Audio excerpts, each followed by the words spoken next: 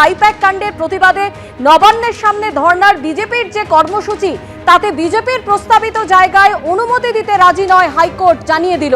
ধর্নায় বসতে বিজেপিকে বিকল্প জায়গার প্রস্তাব দেওয়া হয়েছে হাইকোর্টের তরফে।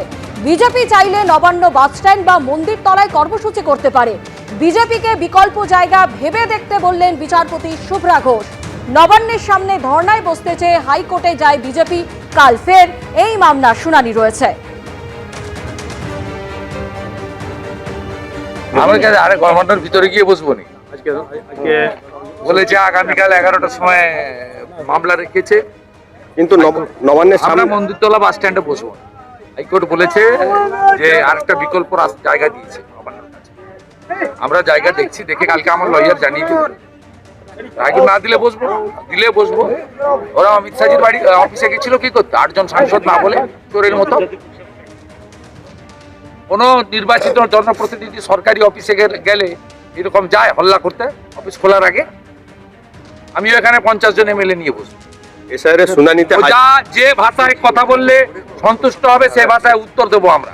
1 ইঞ্চি জায়গা। সরাসরি আমাদের প্রতিনিধি সৌভিক মজুমদার আমাদের সঙ্গে রয়েছেন। সৌভিক, আজকে সওয়াল জবাবের যে মূল বিষয় বারে বারে উঠে আসে তা হলো নথি সংরক্ষণ। একদিকে তৃণমূল কংগ্রেসের তরফে যে দাবি করা হয় যে গোপনীয় রাজনৈতিক নথি সংরক্ষণ করা হোক, কিন্তু ইডির তরফে যে কথা বলা হচ্ছে যে নথি তারা বাজেয়াপ্তই করেনি সেই নথি তারা কিভাবে সংরক্ষণ করবে?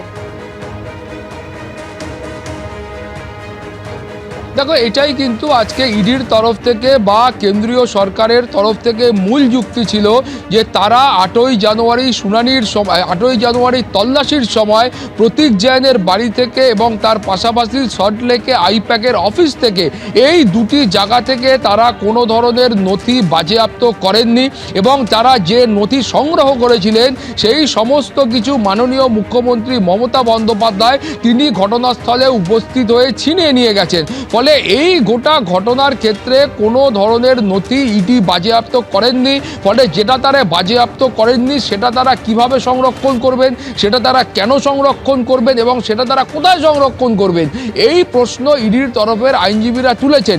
তার পাশাপাশি কেন্দ্রীয় সরকারের আইনজীবীদের যুক্তি ছিল যে এই মামলার ক্ষেত্রে তৃণমূল কংগ্রেসের তরফে অভিযোগ করা হচ্ছে যে এই যে গোটা তল্লাশি অভিযান করা হয়েছে বা সংগঠিত করা হয়েছে সেটা এই এসআইআরকে ঘিরে এবং 2026 সালে অর্থাৎ চলতি বছরে রাজ্যে যে বিধানসভা নির্বাচন রয়েছে সেই নির্বাচনকে কেন্দ্র করে রাজনৈতিক উদ্দেশ্যে এই গোটা তল্লাশি অভিযানটা সংগঠিত করা হয়েছে এবং সেখানে একাধিক গুরুত্বপূর্ণ রাজনৈতিক তথ্য, নথি, ডকুমেন্ট ইত্যাদি ছিল। ফলে এখানে কেন্দ্রীয় সরকারের যুক্তি হচ্ছে যে গোটা তল্লাশি অভিযানে যদি এসআইআর প্রক্রিয়ার বিরুদ্ধে অভিযোগ ওঠে, যদি জাতীয় নির্বাচন কমিশনের বিরুদ্ধে অভিযোগ ওঠে, তাহলে তো এই মামলার ক্ষেত্রে জাতীয় নির্বাচন কমিশনকে পার্টি করতে হবে। ফলে জাতীয় নির্বাচন কমিশনকে পার্টি না করে এই মামলা কিভাবে গ্রহণযোগ্য হয় সেই প্রশ্ন তারা তুলেছিলেন। এবং তোমাকে একই সঙ্গে বলবো তারা এই প্রশ্নও তুলেছিলেন ইডির তরফে যে এই যে মামলা তৃণমূল কংগ্রেসের তরফে করা হয়েছে সেই মামলাতে অবিলম্বে মাননীয় মুখ্যমন্ত্রী মমতা বন্দ্যোপাধ্যায়ের বক্তব্য শোনার প্রয়োজন রয়েছে এবং সেই বক্তব্য যতক্ষণ না পর্যন্ত স্পষ্ট হচ্ছে ততক্ষণ পর্যন্ত এই মামলার গ্রহণযোগ্যতা নিয়ে প্রশ্ন থাকছে। ফলে তুমি বুঝতে পারছো যে ইডির তরফে একেবারে গোড়া থেকে এই মামলার যে গ্রহণযোগ্যতা রয়েছে সেই গ্রহণযোগ্যতা নিয়ে তারা প্রশ্ন তুলেছিলেন এবং সেই কারণেই ইডির যে বক্তব্য ছিল সেই বক্তব্যকে ভিত্তি করেই কলকাতা হাইকোর্ট ইডির আবেদনে মান্যতা দিয়েছেন এবং ইডির তরফে যেটা বলা হয়েছিল যে তারা গোটা কলকাতা হাইকোর্টের এই যে গোটা ঘটনাবলী এবং ইডির তরফে যে তল্লাশি অভিযান এবং তার পরবর্তী পর্যায়ের যে ঘটনাক্রম এই সমস্তটা নিয়ে তারা সুপ্রিম কোর্টে মামলা করেছেন। সুপ্রিম কোর্টে মামলাটি এখনও বিচারাধীন রয়েছে, যে কোনো দিন যে কোনো মুহূর্তে তার শুনানি হবে। ফলে কলকাতা হাইকোর্টের পক্ষে এই একই ধরনের ঘটনার ক্ষেত্রে একটি মামলার বিচার প্রক্রিয়া এখানে সংগঠিত করা, আরেকটি মামলার বিচার প্রক্রিয়া সুপ্রিম কোর্টে সংগঠিত হবে, এইটা কিন্তু বিচার ব্যবস্থার ক্ষেত্রে বা জুডিশিয়াল ডেকোরামের মধ্যে যায় না। ফলে এটা করা একেবারে অনুচিত হবে এবং সেই আবেদনে মান্যতা দিয়ে কলকাতা হাইকোর্ট আজকে যেটা করেছে যে ইডির তরফে কলকাতা হাইকোর্টে পৃথক যে একটি মামলা করা হয়েছিল সেই মামলার শুনানির দিনটাকে মুলতুবি করে দেওয়া হয়েছে বা পিছিয়ে দেওয়া হয়েছে। কলকাতা হাইকোর্ট দেখতে চাইছেন যে সুপ্রিম কোর্টের তরফ থেকে কি নির্দেশ দেওয়া হয়, সেখান থেকে নির্দেশ দেওয়া হলে বা সেখান থেকে যা সিদ্ধান্ত হবে সেই সিদ্ধান্তের ওপরই কিন্তু কলকাতা হাইকোর্টে ইডির যে মামলা রয়েছে তার ভবিষ্যৎ নির্ভর করবে। ধন্যবাদ সোনালী। ইডি যেটা ফাইল করেছিল, যেটাতে আমি অ্যাপিয়ার করেছিলাম মমতা ব্যানার্জির হয়ে, Mamata Banerjee as chairperson of all India Trinamool Congress, not chief minister of West Bengal. সেই মামলাটা ইডি টাইম চেয়েছিল, যে বিকজ অফ ওরা সুপ্রিম কোর্টে ম্যাটার পেন্ডিং আছে, সুপ্রিম কোর্টে ম্যাটার পেন্ডিং রয়েছে, অতএব তুমি এই মামলা এখন অ্যাডজন করে দাও।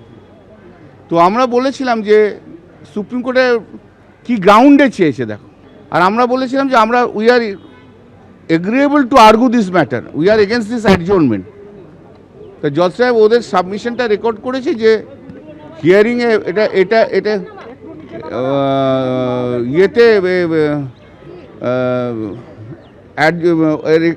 রেকর্ড করেছে যে সেন্টার মানে ইডি অ্যাডজর্নমেন্ট চেয়েছে এবং আমরা মামলা করতে চেয়েছি, কিন্তু যেহেতু ইডি অ্যাডজর্নমেন্ট চেয়েছে সেই জন্য মামলা অ্যাডজর্ন করা হলো। সুপ্রিম কোর্টের মামলা হওয়ার পর সেই মামলা লিবার্টি দেওয়া রইল মেনশন করার। This the other thing. ABP Ananda, এগিয়ে থাকে, এগিয়ে রাখে।